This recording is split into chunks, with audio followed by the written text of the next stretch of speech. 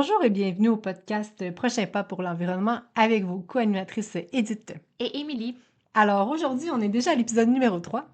On a un petit exercice à vous proposer aujourd'hui. Donc, Émilie, est-ce que tu veux nous en parler? Oui, mais dans le fond, je vais vous expliquer l'exercice, c'est vraiment facile, là, fait que vous n'êtes pas obligés, là, mais c'est ceux qui veulent se prendre au jeu. Donc, moi, il y a eu un moment où est-ce que je me posais la question, tu sais, on entendait beaucoup parler du zéro déchet. Tu sais, il y a beaucoup de personnes qui disaient qu'il y avait comme juste un pot maçon de poubelle à la fin de l'année. Puis là, je disais, mon Dieu, ça a l'air tellement difficile et pas nécessairement réaliste. Donc, quand j'essayais de voir comment est-ce que je pouvais avoir peut-être moins de déchets, j'ai fait l'exercice qu'on va appeler gentiment l'exercice de la poubelle. Donc, l'exercice de la poubelle, c'est quand même assez simple. J'ai pris ma poubelle, puis j'ai regardé ce qu'il y avait le plus dedans. Là, actuellement, on est quand même assez chanceux parce qu'avec les nouvelles réglementations en lien avec la récupération, ben, il y a beaucoup de choses qui avant allaient dans la poubelle qui n'y vont plus. Là, par exemple, des sacs de chips, que là, ben, on peut le mettre directement dans le bac de récupération. Mais ce que moi, j'ai remarqué que j'utilisais beaucoup, puis ce qui m'a surpris, c'était les mouchoirs. Donc, à la suite de cet exercice-là, tu sais, de voir qu'est-ce que j'avais plus dans ma poubelle, ben, ça c'est allé à une réflexion plus grande. Donc, ça m'a fait changer mon comportement et maintenant, j'ai des petites boîtes de mouchoirs, là, d'anciennes boîtes de mouchoirs qui ont été terminées, où est-ce que je mets des mouchoirs réutilisables à l'intérieur parce que je me dis, ben, dans certaines circonstances, c'est vrai que je vais avoir un mouchoir qui se jette, mais dans d'autres, j'ai pas nécessairement besoin de ça. Fait que l'exercice qu'on me propose, c'est un peu de faire le même exercice, de vraiment vous pencher sur votre poubelle, regarder ce que vous avez le plus, et là, même, si ça vous tente de jouer le jeu, dans les commentaires en lien avec l'épisode, on serait curieux de savoir c'est quoi que vous voyez le plus. Puis après, dans un épisode futur, on pourrait essayer de trouver des solutions à vos plus grandes Ouais, consommations de poubelles, si on veut. oui. Et donc, toi, Edith, tu as été la première cobaye de cet exercice-là. Donc, est-ce que tu veux nous parler de ton expérience? Bien sûr. Donc, moi, j'ai fait cet exercice-là avec notre poubelle de cuisine, principalement, puis j'ai fait celle de la salle de bain également. Donc, qu'est-ce que je retrouvais le plus dans la poubelle? C'était surtout des papiers de toilette, parce que nous, on n'achète pas de papier mouchoir, on achète des papiers de toilette. Donc, il y avait des papiers de toilette, il y avait des Scott Towels, j'avais des emballages de viande, et puis j'avais de la pellicule plastique, style Saran Wrap. Donc, c'est ça qui se retrouvait dans ma poubelle.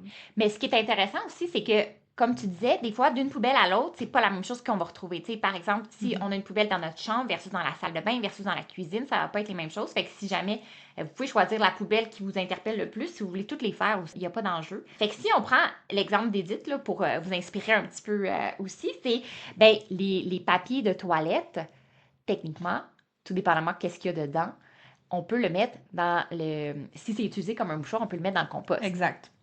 Donc là, on a commencé à faire cette mesure-là. Donc déjà là, la poubelle, elle a vraiment réduit de volume.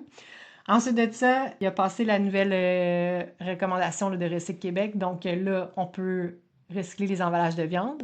Donc là, les emballages de viande se ramassent dans le recyclage. Là, tu parles des emballages de styromousse, par exemple. Non, je parle plus, admettons, ben nous, on a de la viande sous vide, là, qu'on a directement de la ferme de mon chum. Donc, c'est vraiment l'emballage sous vide, là. Donc, c'est vraiment de la viande qui est allée dedans.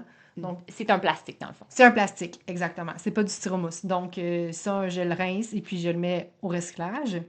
Et l'autre chose que j'avais dans mes poubelles, les pellicules plastiques, pour vrai, il y en a pas beaucoup.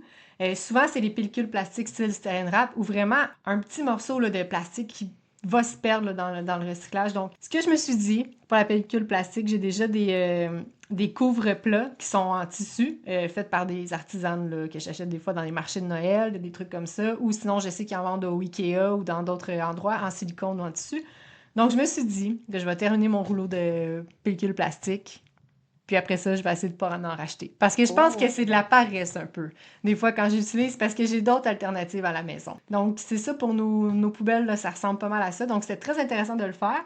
C'est très intéressant de voir d'avoir à changer le sac moins souvent.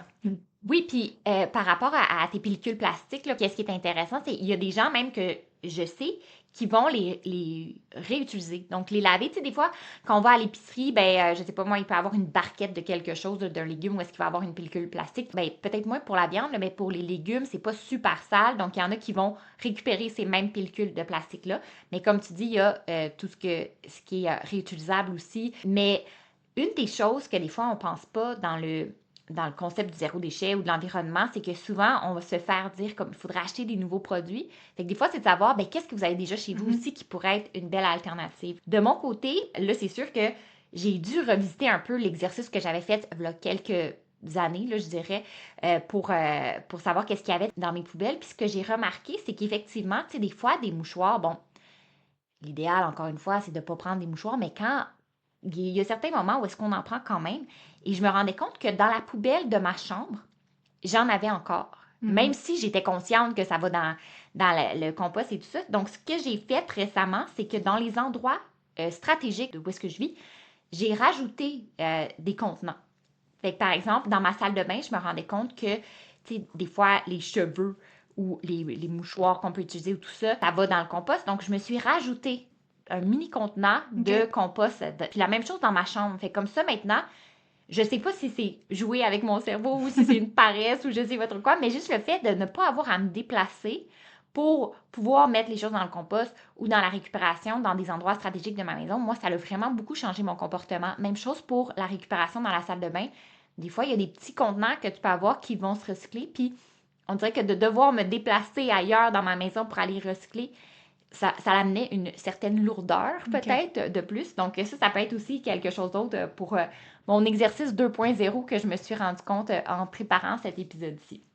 Mais moi, je vous invite fortement à le faire, l'exercice, parce que c'est intéressant. Il faut le faire avec vos enfants ou avec la famille. Puis ça fait prendre conscience quand même de qu'est-ce qui se retrouve dans les poubelles. Puis des fois, c'est des affaires vraiment simples à changer. Puis c'est vraiment bénéfique pour l'environnement puis tout le monde. Oui, donc on a vraiment hâte de vous en entendre parler. Là, si vous voulez nous mettre des commentaires ou quoi que ce soit, comme on disait, si jamais il y a beaucoup de choses qui reviennent, ça va nous faire plaisir de réfléchir à plusieurs têtes pour savoir comment qu'on fait pour réduire cette source-là de poubelles. Puis, encore une fois, merci beaucoup d'avoir été des nôtres pour notre épisode. On va se revoir la semaine prochaine pour le 4e épisode. Et encore une fois, un gros merci à Eliara Musique pour la trame sonore originale. Donc, à la prochaine! Bye!